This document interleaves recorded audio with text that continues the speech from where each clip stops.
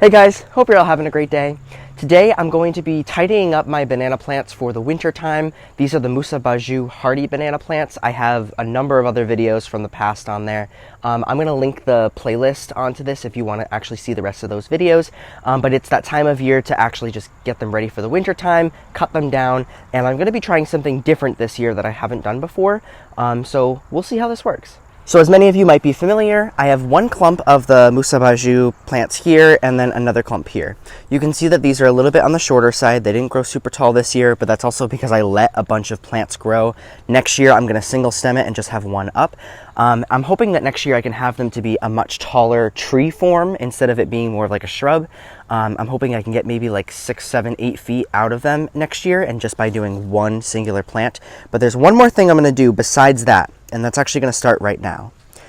Right here is this fence that I had left over from another project. It's just like a plastic coated wire fence, and then there's like these plastic stakes that are holding them up. I don't know how many feet I have of it, but my thought was I could actually wrap this around the banana plant on either side, and then I can layer it with leaves and grass clippings around it. If you live in a colder climate like me, I'm in a zone 6. These are hardy down to a zone 4, but if you live in colder zones, I'd say like 4, 5, 6, and maybe 7, you definitely want to mulch them in the wintertime. Mulching just means putting layers of leaves, grass clippings, anything like that that you can use as like an insulator for the plants. You don't want to use any plastic, you don't want to use any tarps, nothing like that, because that can harbor too much moisture. But anything that's like a regular biodegradable material will work totally fine. I've done that the last couple of years. I've had success. These banana plants have come back. The coldest temperatures we've seen were probably around 0, maybe. Maybe we've gotten into the negatives once or twice, but generally around 0 is the coldest that we'll see in a particular season. The problem though is even with mulching them, I've had the plants almost die all the way down to the ground every year. And I think it's because I'm not mulching them enough. It's not to say that you have to do anything different per se. They can just grow back from the ground every year. But my thought is by using this fence that's down over here, I can have more layers of that mulch and have it higher up, so that way it'll give more of an insulator around the plants. And my hope is that next year when these plants come out of their dormancy, I'm going to cut them like 2 feet above the ground, and hopefully they can start growing from 2 feet high instead of growing from the ground. I've seen a number of other videos on this before, and I'm really hoping that by doing this method, by having this fence around here, that it'll work. So we're going to try it. I just want to show you what that process is going to look like today, and I will definitely be providing an update in the spring when I'm going to unwrap all of these and see where they grow from. Just to show you what I am going to be using too, I have these bags that I was cleaning up in my yard. These were left over from the spring and the summer. You can see a lot of it is just grass clippings. I'm not going to use anything like that where it's like actual clumps of dirt, but any, not grass clippings, leaves. So any leaves, grass clippings are good too. So when I cut the grass, I'll put more on, and this is what I'm going to be using. I just wanted to mention one more thing that's really important when you are doing something like this. Everything will settle over time. So I'm initially doing this the second week of November. Today's actually Veterans Day. And so what I'm going to do is put an initial layer down, and then we're actually supposed to get rain the next 2 days, which is helpful because it's going to compact everything down. And what's going to happen, and this happened last year too, those stems that I cut, they're going to start to peek through again. So I'm going to have to put another layer on, and sometimes even do it a third or a fourth time just to make sure that you really get enough. But by having that compact down, it's going to work better as an insulator. So just know that this isn't really like a one-time thing in the, when you do this, when you do compact and insulate everything, you're going to have to check on this. I would say do it, wait like a week or two, do it again, and then check on it from there and see if you need to add anything else to it. It'll make sense, but I'll kind of show you more at the end. All right, I'm not going to talk anymore. I'm just going to show you the process, and then I'll show you what it looks like at the end.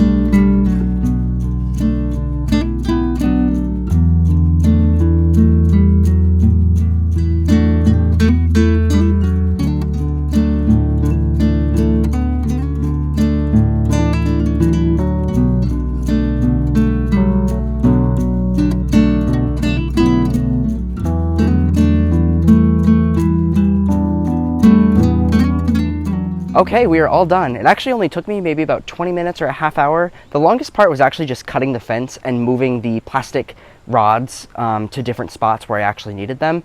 But once I did that, it was very easy. Okay, so here is the final product. So you can see here, I have 4 plastic stakes, and then I think it's about 5 feet or so of the fencing that I used. And the one recommendation I will say with this is to try to bend it into that shape before you actually put it in the ground. And that does help you get it in the ground a little bit easier.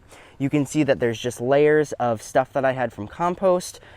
Some of it is like small sticks. Most of it is leaves. I tried not to put any like actual soil in there. And what's gonna happen is I have it probably maybe about like 6 inches above where the top stems are on here. It's still not all the way to the top of this fence, but I'm going to let it settle. It'll still continue to sink down, and then as I cut the grass in the next couple weeks, I will add grass clippings onto this, and that will help give it more insulation. And you can see kind of the same thing on this side. This side went even easier. I will say though, you can still see there's kind of like an air gap right here, and you can see one of the stems there. So that I probably could have done a better job with pushing it around, but as it settles, gaps like that will start to close. In comparison to other times that I've done this, I actually really like this fencing method, mostly because you can get the compost a lot higher. You can really mulch everything around here so much better than beforehand, where you'd have to kind of just like make a pile. And I'm thinking this is going to make less of a mess in the winter time. That was kind of the other downside to doing just a big pile around these plants, is it would definitely make a mess at first. Once it settled, most of the stuff kind of stayed in place, but if we ever got any really bad storms or whatever, or if I checked on the plants in the winter just to see how they were doing and then I put stuff back on, sometimes stuff would blow away and make a bit of a mess. So I think this will keep things really tidy around. The other thing I'm thinking you probably could do is you could even wrap like potato sacks around if you wanted to, like burlap sacks. You probably could do something like that. I wouldn't recommend doing anything like, like anything plastic, anything that it's not going to be able to breathe through, but a burlap sack would probably work pretty well around here. If I can get my hands on them, then I will do that as well.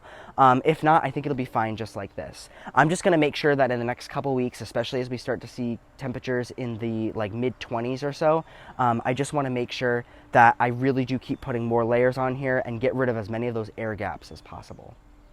All right, that's pretty much all I have for you in this video. Like I said before, if you want to check out when I've actually planted these and how they've grown over the last couple of years, I do have that playlist on my YouTube channel if you want to see any of those other videos.